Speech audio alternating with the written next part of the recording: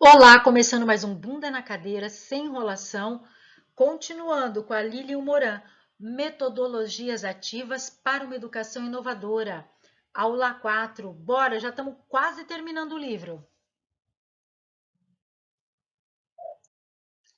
Construção de jogos e uso de realidade aumentada em espaços de criação digital na educação básica. Helena Andrade Mendonça. A reflexão sobre o uso de tecnologias digitais em uma escola pode ocorrer de diversas formas. A partir das tecnologias como foco de estudo, como apoio a uma prática pedagógica e como recursos ubíquos da sociedade atual, que causam grande impacto nas relações sociais e profissionais, entre outros. Neste trabalho, as ações relatadas acontecem em espaços de criação digital abertos em uma escola de educação básica. Ela fez uma pesquisa, tá, dentro dessa escola de educação básica. Qual que era o foco? Com foco nos estudos sobre as tecnologias digitais e na exploração de suas possibilidades de uso. Um dos principais objetivos das atividades é a apropriação crítica e participativa dos recursos tecnológicos mobilizados. Vamos entender o que tem de importante para a gente aqui. Esta análise tem como uma das referências as teorias dos novos e multiletramentos, e como material de investigação, atividade de programação com o aplicativo Scratch, gente, eu não sei falar essa palavra, e de criação de um jogo de caça ao tesouro com realidade aumentada, ambas realizadas com alunos do ensino fundamental. Aqui é uma anotação para você, né? O que é esse Scratch, né? O que significa esse aplicativo? É uma nova linguagem de programação que permite a criação de histórias, animações, jogos e outras produções. Tudo pode ser feito a partir de comandos prontos que devem ser, né, agrupados. Daqui é uma anotação minha, não está no livro. Aqui, gente, dá uma olhadinha. O Minion, tá? A tela do jogo, o Minion Adivinho, criado, né, por um aluno do 4º ano do ensino fundamental.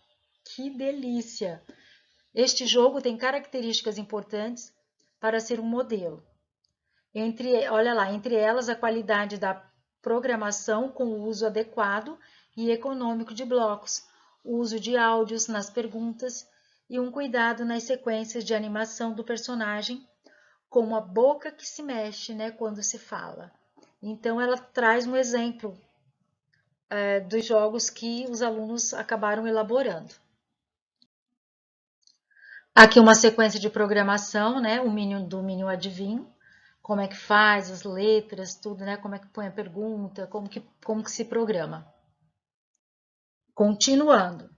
A prática pedagógica a partir da abordagem construtivista, vamos já guardando aqui. Abordagem construtivista, então já tem todo um posicionamento teórico, né, que nós já temos que nos ligar. Requer a participação ativa do aluno e exige do professor uma ação a favor da criação de um ambiente propício para essa participação, levando em consideração os conhecimentos prévios dos alunos para que a curiosidade e a vontade de saber estejam sempre presentes nos espaços de aprendizagem. Moore afirma que os novos estudos sobre os letramentos reconhecem uma sociedade em transformação, que requer uma escola renovada na qual a formação crítica seja desenhada a favor do aprimoramento de uma cidadania ativa. Esses estudos também mostram que as sociedades digitais, olha lá, as sociedades digitais promovem a expansão de epistemologias, ou seja, dessa construção, desse estudo, né, do conhecimento, nas quais novas habilidades e capacidades são exigidas, considerando novas formas de participação social e profissional que delas emergem. Ela vai acabar tratando com a gente essa questão do letramento, a questão da alfabetização, que ela falou assim, não dá para continuar nos mesmos moldes antigos. Bora lá, vamos entender. Esses autores, acrescentam que essa abordagem sugere uma pedagogia para uma cidadania ativa centrada em aprendizes como agentes de seus próprios processos de conhecimento, capazes de dar, olha lá, sua própria contribuição e de negociar as diferenças entre as comunidades diversas. Em 1996, esse grupo aqui, formalizou um documento sobre a pedagogia dos multiletramentos. Os autores afirmavam que a multiplicidade de canais de comunicação e o aumento da diversidade cultural e linguística no mundo de hoje solicitam uma visão mais ampla do conceito de letramento. Ela já começa a apontar aqui para a gente, a pontuar. Olha, diante dessa realidade que a gente está aí trabalhando, dessa realidade digital, dessas comunidades digitais, os nossos alunos, nós precisamos o quê? Ampliar o conceito de letramento. Eles percebem a partir das relações entre tecnologia digital, alfabetização e multiletramentos, que a linguagem não mais poderia ser reduzida a duas modalidades, escrita e oral, considerando-se que a tecnologia digital resgatada e, ao mesmo tempo, incrementada e desenvolve outras modalidades já existentes que foram negligenciadas pela sociedade da escrita. Opa, não dá mais, então, para alfabetizar só com a questão da escrita e a oralidade. Nós vamos ter que, não podemos mais negligenciar outras modalidades que já estão aí instaladas. Em função disso, passa a dar destaque às modalidades e, ao mesmo tempo, a necessidade de haver multiletramentos, pois o conceito de alfabetização, como aprender a ler e escrever, concentrado nas modalidades oral e escrita, não mais daria conta da comunicação, da linguagem e do aprendizado destes, segundo os autores. Olha lá, professor, para alfabetizar, então, nós estamos indo além da escrita e da oralidade. A escola e seus espaços de criação digital. A escola em que foi desenvolvida a pesquisa tem como pilares os princípios da autonomia, da cooperação e do conhecimento. Então, olha só, a escola já tinha esses princípios, gente, olha só, autonomia, cooperação e conhecimento. O primeiro princípio está diretamente ligado ao conceito de autonomia moral e intelectual. Para Piaget, olha só, toda moral consiste em um sistema de regras e a essência de toda moralidade deve ser procurada no respeito que o indivíduo adquire por estas regras. Para o autor, o desenvolvimento da moral prevê 3 fases. Então, olha só, Piaget fala para a gente que, olha, o desenvolvimento da moral prevê 3 fases. A primeira é a anomia, que normalmente é observada em crianças até 5 anos. Nesta fase, as regras são seguidas pelo dever e pelo hábito, sem que a pessoa leve em conta as relações entre o bem e o mal. Essa é a anomia. A segunda é a heteronomia, normalmente observada em crianças de até 9 ou 10 anos de idade. Nesta fase, as regras são consideradas autoridade. São impostas e não negociáveis, apesar de já haver uma percepção sobre o que é certo e errado. A terceira e última fase é conhecida como autonomia, e nela o respeito às regras é entendido como um acordo mútuo entre as partes. É possível definir novas regras e revê-las a partir da cooperação entre um grupo. O conceito de cooperação. Segundo Piaget, está ligado aos estágios do desenvolvimento do ser humano. Então, a cooperação está ligada aos estágios do desenvolvimento do ser humano. O autor considera 4 períodos no processo evolutivo da espécie humana, que são caracterizados por aquilo que o indivíduo consegue fazer melhor no decorrer das diversas faixas etárias ao longo do seu processo de desenvolvimento. São eles, olha lá, o período sensório-motor, pré-operatório, operações concretas e operações formais. Segundo o autor, a cooperação só pode acontecer no estágio operatório, tá? Então, olha, guarda isso.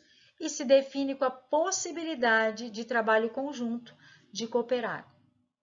Entende que o desenvolvimento cognitivo é condição necessária ao pleno exercício da cooperação, mas não condição suficiente, pois uma postura ética deverá completar o quadro.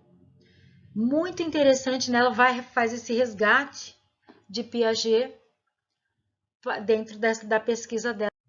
A autora, além de resgatar as teorias de Piaget, né, e a questão do construtivismo, ela vai falar sobre também os projetos, né, aprendizagem baseada em projetos, que caracteriza-se por dois grupos de premissas. O primeiro grupo compreende o trabalho, ou seja, o projeto tem resultados que muitas vezes podem ultrapassar os muros da escola. Esta abordagem traz alguns elementos para o trabalho com questões complexas que precisam de múltiplos olhares e leva em consideração a ubiquidade das tecnologias digitais. Não há a intenção aqui do uso dessa abordagem com o objetivo de preparar o aluno para o mercado de trabalho, mas sim de propor um trabalho com profundidade, análise e, no caso, uma apropriação crítica e participativa das tecnologias digitais. Aí ela traz esse esquema, né, das premissas da abordagem da aprendizagem baseada em projetos ou resolução de problemas. Né? Então, assim, ó, né, o que é aprendizagem baseada em projetos?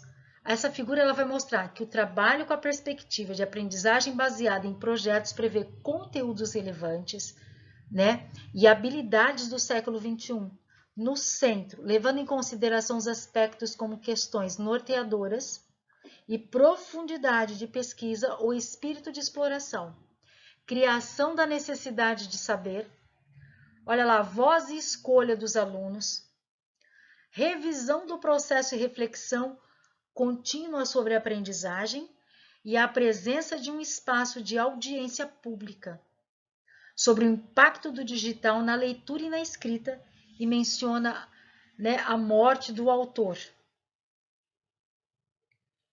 Daquele autor assim, no sentido, né, de ser isolado, e a construção coletiva como aspectos importantes dessa cultura. É extremamente interessante esse desenho. Dá uma lida, dá uma olhada, né? Porque tem que ter conteúdo relevante, tem questionamento aberto, muito interessante.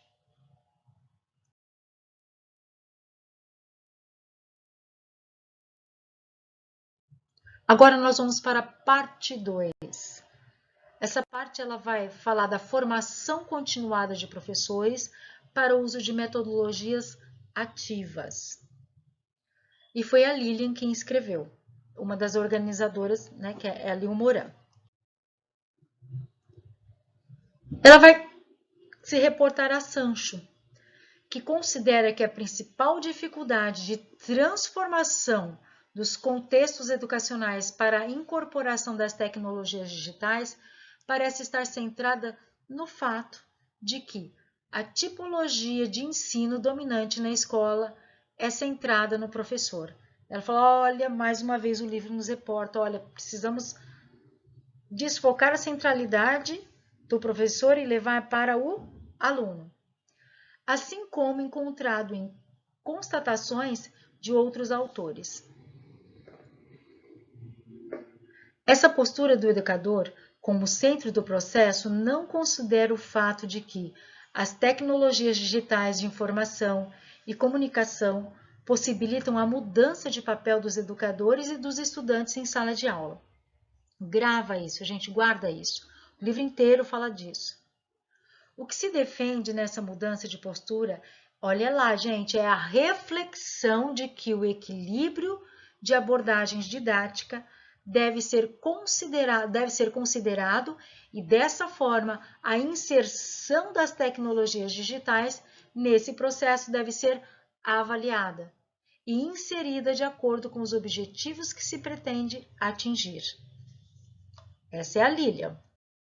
Estudos revelam que os professores têm usado as tecnologias digitais e sentido mais confiança nessa utilização, mas, na maioria das vezes, o uso é restrito à preparação de aulas.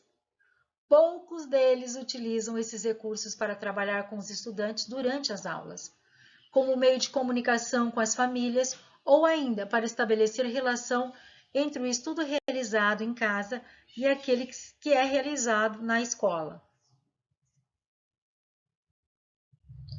Compreende-se que a utilização de tecnologias digitais em situações de ensino e aprendizagem não é uma ação que ocorre de um dia para o outro, com certeza, né?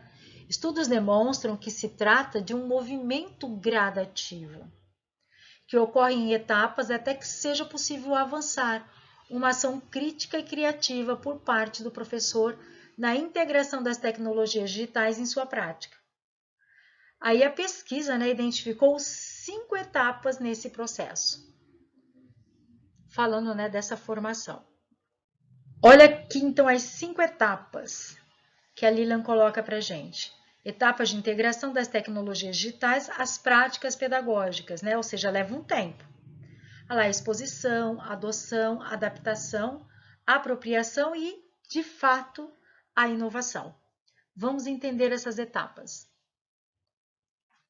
Então, vamos lá. Primeiro, inicialmente o professor ele é exposto ao uso de tecnologias digitais.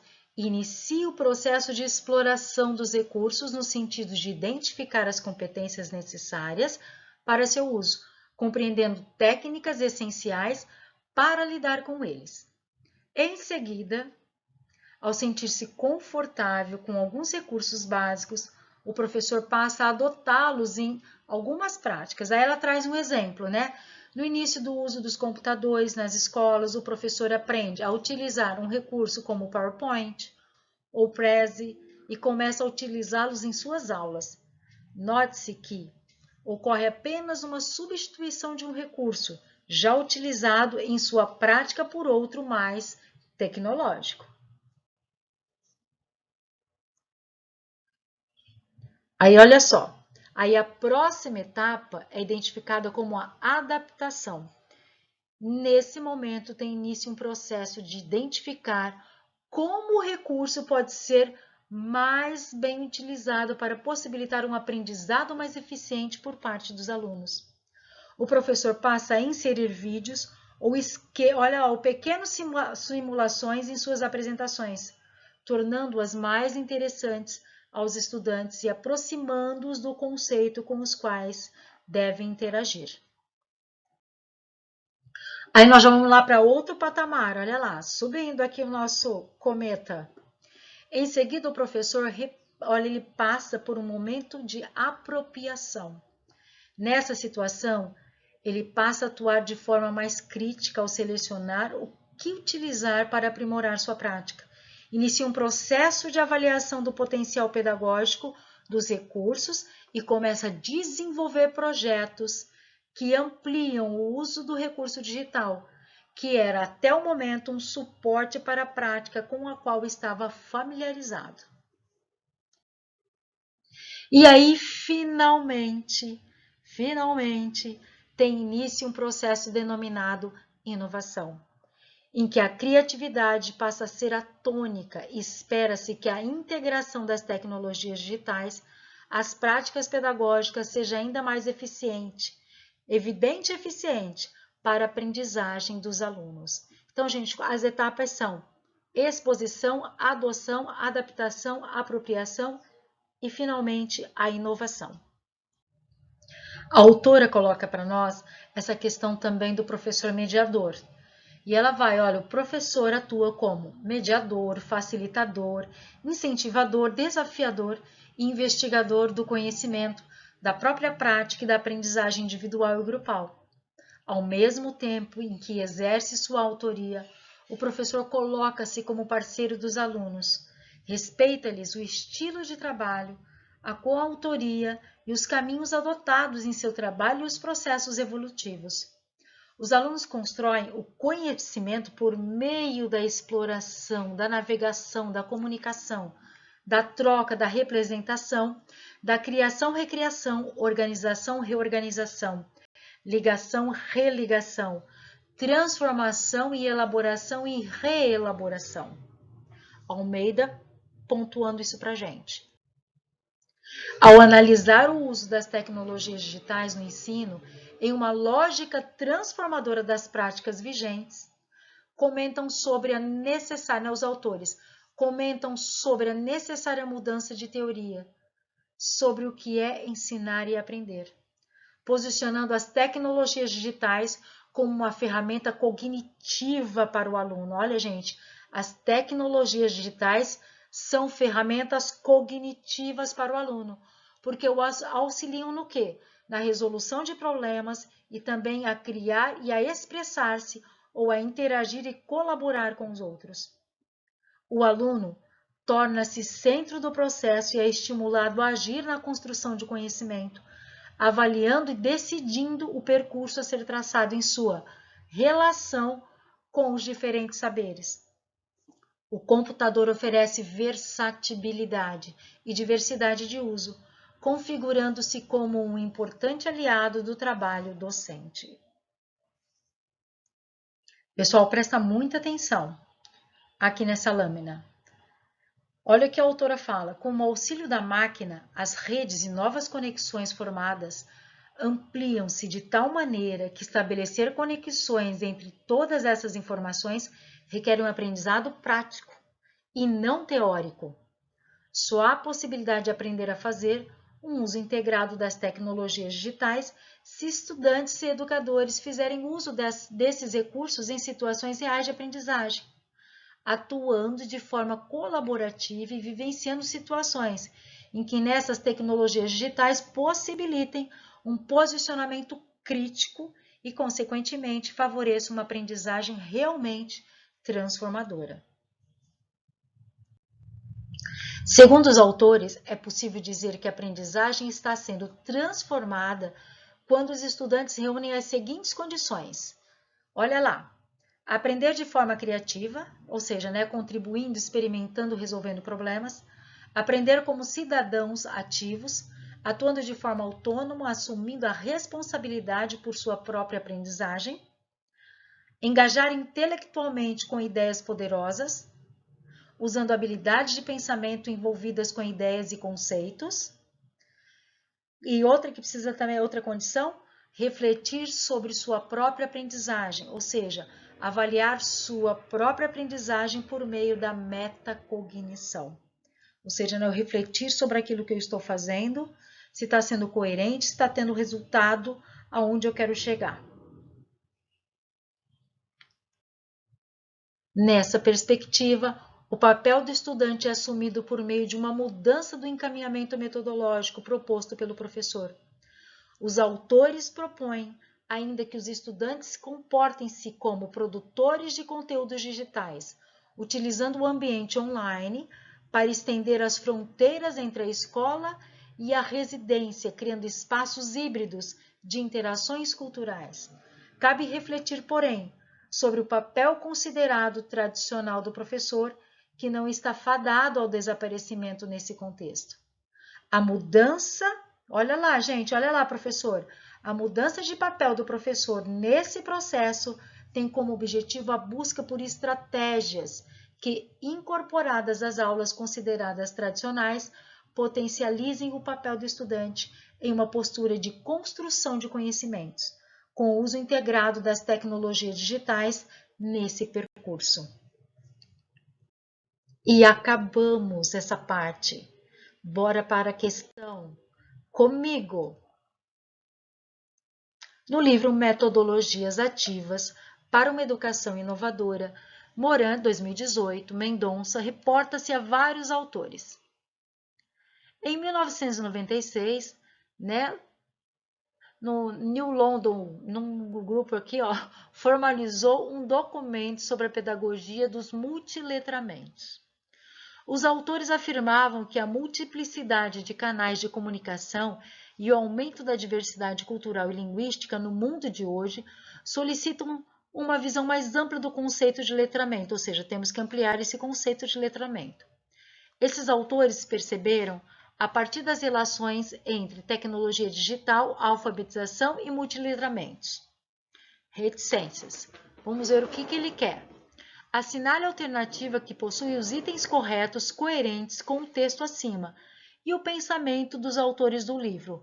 Ou seja, além de você ter que completar, né, essa frase aqui, você vai ter que ainda responder pelo pensamento do livro, né? Ou seja, você tem que ter lido o livro. Olha aqui no 1, que a linguagem não mais poderia ser reduzida a duas modalidades, escrita e oral. É verdade, nós vimos isso. 2. A tecnologia digital resgata e, ao mesmo tempo, incrementa e desenvolve outras modalidades já existentes que foram negligenciadas pela sociedade da escrita. Sim, nós vimos isso. 3. Os novos estudos sobre os letramentos reconhecem uma sociedade em transformação, que requer uma escola renovada na qual a formação crítica seja desenhada a favor do aprimoramento de uma cidadania ativa. Perfeito! Os autores falam isso. Vamos ver o 4. Estudos também mostram que as sociedades digitais promovem a expansão de epistemologias, sim, nós vimos isso, nas quais novas habilidades e capacidades são exigidas, considerando novas formas de participação social e profissional que delas emergem.